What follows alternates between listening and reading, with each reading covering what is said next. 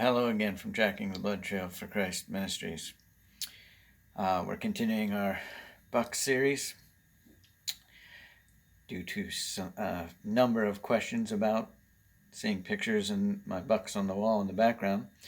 This buck was a buck that was killed in western Maryland in Allegheny County, and it was shot with a bow early in the season, early September, mid-September, and it still has its summer coat. It's just beginning to turn a little bit brown color, but this buck's unique story was I had seen him coming out into this field. He was targeting a alfalfa clover mix field, and I set up a stand along the trail in the timber, and fortunately that evening he came down past me just above and circled in front of me, not knowing he was paralleling the edge of the field, but he was above me.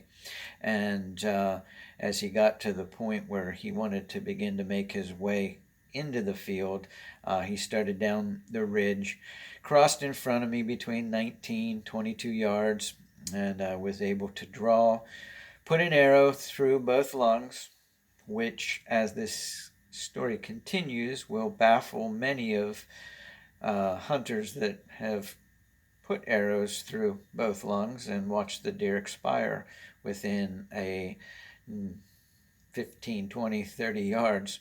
Well, this deer ran towards the field, but his instinct must have kept him from wanting to run out into the open field, and he turned and went along the edge of the field and made a U-turn and climbed back up the hill. I had gotten down, found limited blood, which surprised me. I did get to where he ran along the field, and he started back up through the timber.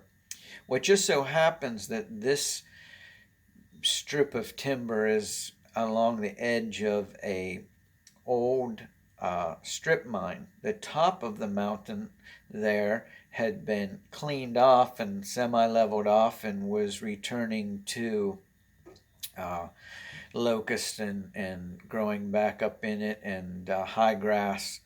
Well, I had tracked this deer with no blood up to the edge of the steep bank there and decided to let it go overnight. And we came back in the morning, was able to find a little bit of blood on that trail leading me up into the field.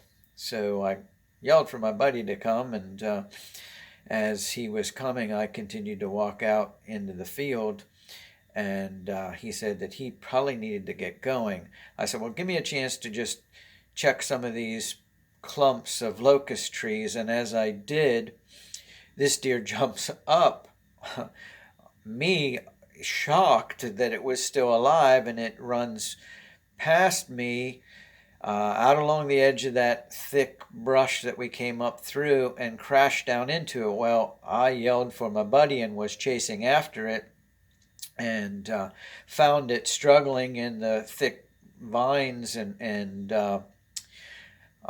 jagger or thorn brambles there. It was caught up in those brambles and couldn't kind of stay on its feet.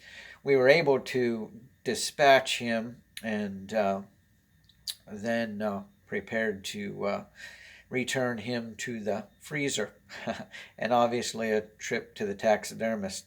He was approximately 16-inch spread, but what was surprising about this deer was a very mature deer. He weighed just slightly over 200 pounds at my buddy's farm on his certified scales. It was like 203, 206, right in between that. But a very mature deer. Didn't seem to have the antlers that I thought he should have, as far as for a deer that weighed that much and was about 5.5 years old. But we were encouraged and thrilled, and he was one of the first deer that I had ever gotten mounted. And so That's Western Maryland, Charlie's farm. Thank you.